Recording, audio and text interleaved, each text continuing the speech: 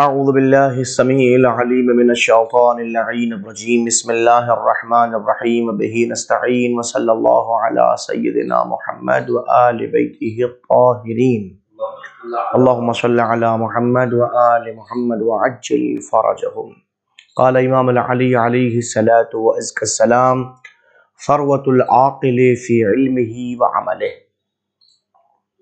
علماء متقیان حضرت علی بن ابی طالب علیہما الصلاۃ والسلام کا ارشاد گرامی ہے، فرماتے ہیں ثروۃ العاقل، عاقل کی ثروت۔ ثروت کا مطلب مالداری، جیسے فلاں مال و ثروت کا ماہر مالک، وہی ثروت کا مطلب مالدار ہونا، اس کا ایک انسان کا زمانے کے اندر اور مختلف سماج کے اندر حیثیت جو بنتی ہے، تو جن حیثیت سے وہ اس کی جن بنیادوں کی بنیاد وہ حیثیت بنتی ہے، اس ثروت کہا جاتا ہے۔ ٹھیک ہے نا، وہ صرف مال سے مراد مال نہ، مختلف چیزیں ہو سکتی ہیں، زمینوں کا زیادہ ہونا، فرض کیجئے خاندان کا بڑا ہونا، یہ ثروت ہے اس کے انسان کی، ٹھیک ہے نا۔ ثروۃ العاقل، ایک عاقل کی ثروت، عاقل کی مالداری کس بات میں ہے؟ فی علمہ وعملہ، اس کے علم میں ہے اور اس کے عمل میں ہے۔ یعنی عاقل کوئی ضروری نہیں اس کے پاس میں مال ہوگا تو مالدار ہوگا۔ عاقل جب بھی تلاش کرے گا ثروت کو تو وہ دو چیزوں کو تلاش کرے گا، ایک اپنے علم میں اور ایک اپنے عمل میں۔ عمل دیکھیے لطف کی بات ہے کہ یہاں بھی علم کو پہلے رکھا، عمل کو بعد میں رکھا، کہ علم کی حیثیت عمل سے زیادہ ہے۔ اس لیے کہ اب روایتوں میں آپ پڑھیں گے باقاعدہ کہ جہاں کہا گیا کہ ایک عالم کا سونا ایک عابد کی عبادت سے افضل ہے۔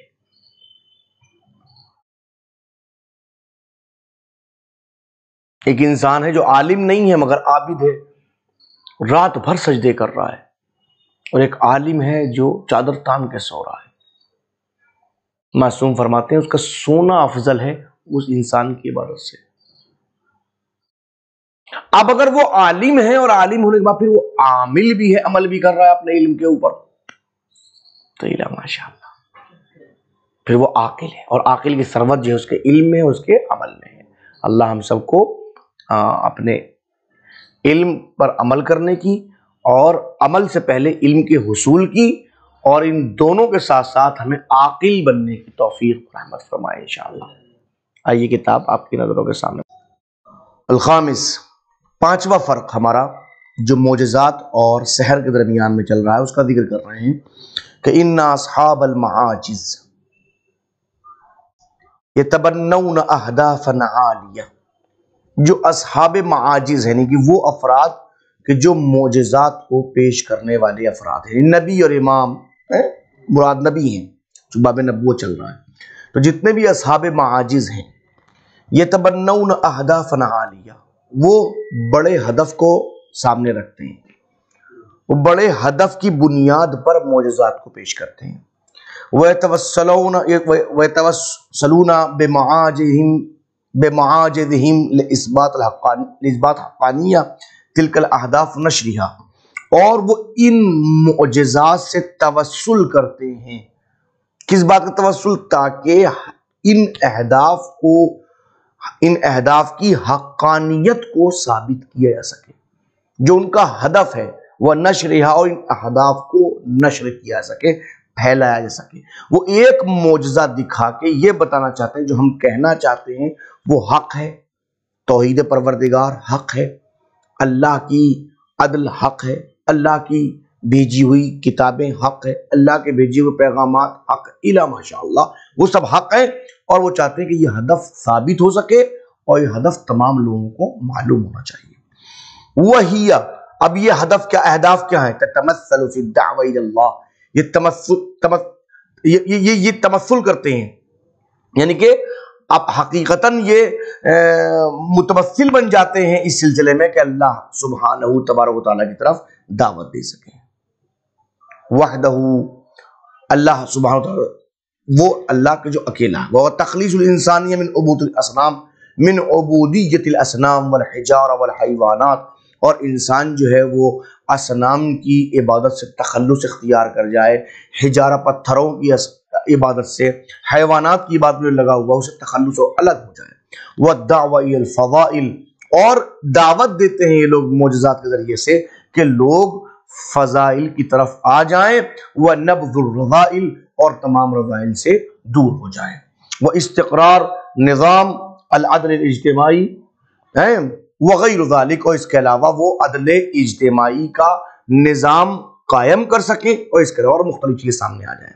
وَهَذَا بِخِلَافِ الْمُرْتَاضِينَ وَالسَّحْرَةِ، یہ بالکل ان کے برخلاف ہے کہ جو مرتاضین ہوتے ہیں، مرتاضین جو اپنی ریاضت سے کوئی کام کرنے والے ہوتے ہیں ان کو مرتاضین کہا جاتا ہے، جو مسلسل لگاتار پریکٹس کر کر کے کام کرتے ہیں، ریاضت یہ پریکٹس کر کر کے۔ اب ایک فرض کیجئے کوئی انسان ہے کہ جو ایک ہاتھ یوں لگاتار اسی پہ سہارا دے کے کھڑا ہو جاتا ہے، تو یہ ایک دم سے تو ہوتا نہیں، معجزہ تو ہے نہیں ہے، لگتا ہے خارق عادت، مگر یہ اتنی پریکٹس کرتے ہیں وہ اس کام کے کہ وہ کرنے لگتے ہیں، تو مرتاضین۔ وہ سحرہ اور جادوگر جو ہوتے ہیں، فغایتہم، اب ان کا یہ کام کرنے کا مقصد کیا ہوتا ہے؟ اما کسب الشہرہ، یا تو وہ شہرت حاصل کرنا چاہتے ہیں کہ پوری دنیا کے اندر ان کا نام ہو جائے، وہ یہ کام کر لیتے ہیں۔ وَالسُّمْعَ بَيْنَ النَّاسِ، یہ لوگوں کے درمیان سمعہ پیدا ہو جائے، لوگ نام سنیں، ارے فلاں صاحب ہے، فلاں صاحب ہے، یہ بات ہوئی۔ او جمع المال والثروہ، یہ ہے کہ وہ اس کام کے ذریعے سے مال اور ثروت کو جمع کرنا چاہتے ہیں۔ وغیر ذالک مما یناسب متطلبات القویہ البہیمیہ، یہ اس کے علاوہ اور بہت سی ایسی چیزیں کہ جو بالکل انسانی خواہشات کے بالکل مناسب ہوتی ہیں، ان کے ذریعے سے کام ہوتا ہے۔ تو اب دونوں کا ہدف الگ الگ ہو گیا، ان کا ہدف ہے کچھ اور، ان کا ہدف ہے کچھ اور۔ تو یہ ایک فرق ہوا معجزات کے اور جادو کے درمیان۔ السادس، چھٹا فرق، ان اصحاب المعاجز، جو بھی اصحاب معاجز نبی اور رسول وغیرہ ہیں، بے اعتبار کونہم خریج المدرسہ الہیہ، اس بنیاد پر چونکہ وہ مدرسہ الہیہ سے خارج ہوتے ہیں، مدرسہ الہیہ سے پڑھ کے آتے ہیں، وہاں سے نکل کے آنے والے ہوتے ہیں، متحلون باکمل الفضائل، جب ان کو دیکھیں گے تو بہت کامل ترین فضائل سے وہ منور ہوتے ہیں، وہ بالکل تیار ہوتے ہیں، وہ آمادہ ہوتے ہیں، وہ اس سے اپنے آپ کو، مطلب حلیہ کہتے ہیں زیور کو، متحلون یعنی کہ وہ ان اکمل فضائل کو بعنوان زیور استعمال کر کے سامنے آتے ہیں۔ والاخلاق الانسانیہ، اور اخلاق انسانیہ کے زیور سے آراستہ ہوتے ہیں۔ والمتصفح علی سیرتہم، اور جب بھی کوئی ان کی سیرت کو تصفح کرے گا، دیکھے گا، تلاش کرے گا ان کی سیرت کو، لا یجد فیہا ای عمل مشین، تو کوئی ایسا بھی امیر عمل نظر نہیں آئے گا جو شین یعنی کہ شرم کے لائق بھی ہو، ٹھیک ہے۔ وَمَنَافٍ لِلْعِفَّةِ وَمَكَارِمِ الْأَخْلَاقِ، اور نہ کوئی ایسا عمل ہوتا جو عفت کے منافی ہو، مکارم اخلاق کے منافی ہو، ایسا ان کے پوری سیرت میں دکھائی نہیں دیتا۔ وَأَمَّا أَصْحَابُ الرِّيَاضَةِ وَالسِّحْرِ، لیکن جہاں تک آپ ایسے لوگوں کو دیکھیں گے کہ جو ریاضت اور جادو کی بنیاد پہ سب کام کرتے ہیں، فَهُمْ دُونَهُمْ فِي ذَلِكَ، تو وہ بالکل برخلاف ہوتے ہیں ان لوگوں کے۔ بل تراہم غالباً فارغین عن المثل والفضائل والقیم، بلکہ اکثر دیکھیں تو وہ اس بات سے فارغ ہوتے ہیں، کوئی ان کے جیسا بننا نہیں چاہتا، نہ ان کے پاس میں فضائل ہوتے ہیں، نہ ان کے پاس میں کوئی قیمت ان کی کوئی ہوتی ہے، کچھ نہیں ہوتی، وہ اس سے برخلاف بالکل الگ ہوتے ہیں، ان کی قیمت ہوتی ہے، یہ اکمل فضائل رکھنے والے ہوتے ہیں، یہ اخلاق انسانی سے متزین ہوتے ہیں، ان کی سیرت میں کوئی نقص اور شرم والی بات نہیں پائے، یہاں الٹا ہوتا۔ فبہذہ الضوابط الست، یہ 6 ضوابط ہیں، یہ 6 ضوابط ہیں، یہ تمکن الانسان من تمیز المعجزہ غیرہا، جن کی بنیاد پر انسان معجزے کو غیر معجزہ سے الگ کر سکتا ہے۔ من الخوارق، جتنے بھی خوارق چیزیں ہیں، وہ نبی اور نبی عن المرتاض والساحر، کہ کون نبی ہے، کون مرتاض اور ساحر جادوگر ہے، ٹھیک ہے نا۔ یہ 6 فرق سامنے آئے۔ اب تھوڑا سا اور ایک اس کو سمجھ لیں آپ، تاکہ یہ بات بھی سمجھنا آپ کے لیے آسان ہو جائے۔ ہر المعجزہ تناقض قانون العلیہ و برہان النظم، جو معجزہ ہے کیا قانون علیت کو ختم کرنے والا ہے یا برہان نظم جو ہے اس کو ختم کرنے والا ہے؟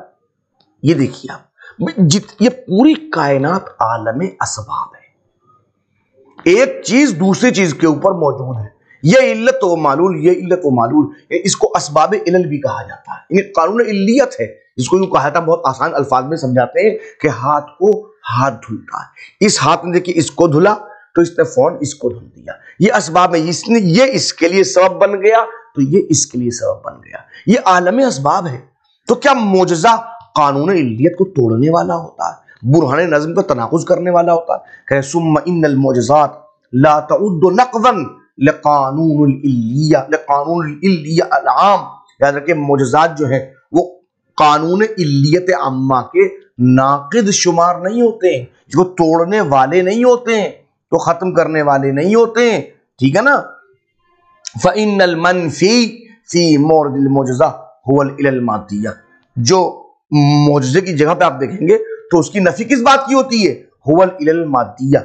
اس مادی علتوں کی نفی ہوتی ہے، المتعارفہ، جس کو لوگ عموماً پہچانتے ہیں، التی انس بها الاذہان، جس سے انسانی اذہان جو ہے وہ مانوس ہو جاتا ہے. ہم کیا سمجھتے ہیں؟ فرض کی اس کائنات کے اندر روشنی ہے تو کیوں روشنی ہے؟ ہمارا ذہن مانوس ہے اس بات سے کہ جب بھی سورج طلوع ہوتا ہے تو اس کائنات میں روشنی ہوتی ہے. تو ایسا مسئلہ تو نہیں کہ اس کائنات میں روشنی کی صرف علت ایک ہی ہو سکتا ہے. یہ میں سمجھانے کے لیے کہہ رہا ہوں آپ کو. ہو سکتا ہے کہ اس کائنات میں روشنی ہو جائے اور کسی اور بنیاد پر ہو. مثلا نبی اکرم صلی اللہ علیہ وسلم کا نور مبارک ہو تو کیا جب روشنی نہیں ہو سکتی؟ ہو سکتی ہے. اور یہ ایسا ہوا بھی. اس وقت حضور صلی اللہ علیہ وسلم پیدائش ہوئی ہے تو ایک ایسا نور اٹھا کہ اس نور کی چمک بہت دور دور تک دیکھی گئی. تو اب کیا کہیں گے آپ؟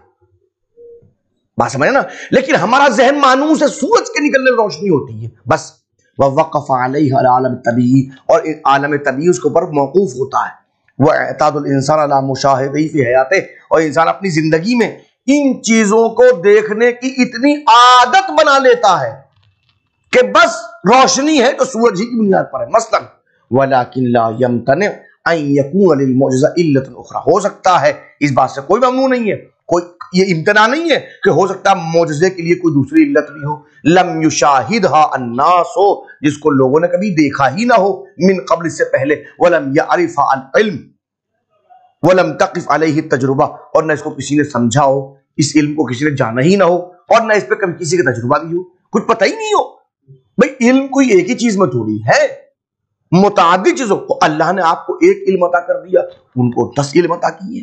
وہ دوسرے علوم کی بنیاد جس کو آپ جانتے نہیں، جس کو تو تجربہ آپ نے کبھی ہوا ہی نہیں، کہیں مشاہدہ ہی نہیں ہوا. کما انہا لا تضعضع برہان النظم الذی یستدل بها علی وجود الصانع، اور نہ ہی برہان نظم کبھی اس جگہ پہ آگے ختم ہو جاتی ہے. وہ برہان نظم کہ جس کی بنیاد پر اللہ کے اور صانع کے وجود پر آپ نے استدلال کیا ہے. وذالک لان الاعجاز لیس خرقا لجمیع النظم السائر علی العالم، اس لیے کہ اعجاز جو ہے وہ تمام ان نظاموں کا جو اس کائنات کو چلا رہے ہیں توڑنے والا نہیں ہوتا ہے. اعجاز معجزے کا مطلب یہ نہیں ہے کہ جو برہان نظم ہے وہ توڑ دے، نہیں، اس کا مسئلہ نہیں ہوتا. وَإِنَّمَا هُوَ خَرْقٌ فِي جُزْءٍ مِّنْ أَجْزَائِهِ، بلکہ وہ اس اجزاء میں کسی ایک جز کو ختم کرنے والا ہوتا ہے. غیر متناہیہ الخاضع للنظام، وہ اجزاء جو غیر متناہیہ ہیں، جس کے سامنے نظام خاضع ہے، جھکا ہوا ہے. وَالدَّالَّةُ بِبُرْهَانِ النَّظْمِ عَلَى وُجُودِ الصَّانِعِ، اور اسی اجزاء کی بنیاد پر برہان نظم اپنے پروردگار کے وجود پر دلالت کرتا ہے. اور یاد رکھیے یہ بات بھی سمجھیے کہ ان قیام الانبیاء بالاعجاز، انبیاء کا معجزے پیش کرنا انما یحصل بعد اقترانہ بالاعلام المسبق. یاد رکھیے جب بھی ہوتا ہے وہ اس سے پہلے وہ اعلام کرتے ہیں، یعنی معجزہ دکھانے سے پہلے وہ کہتے ہیں دیکھو ہم ایسا کریں گے. جب بھی کوئی نبی اللہ جل جلالہ کی طرف سے آنے والا آتا ہے تو وہ ہمیشہ پہلے کہتا ہے میں ایسا کر سکتا ہوں، تو وہ پہلے کہے گا، اعلان کرے گا، اس کے بعد میں پھر کہیں جا کر یہ بات سامنے آتی ہے. ٹھیک ہے نا؟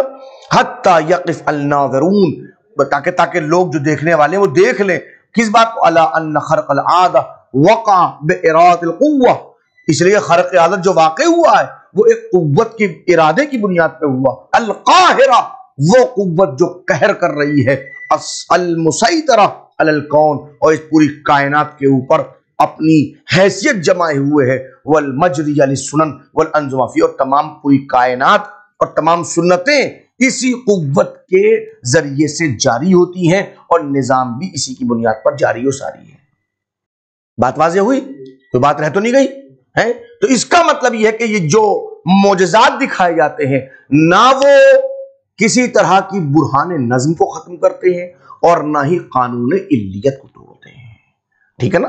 وصلی اللہ علی محمد وآل بیتہ الطاہرین۔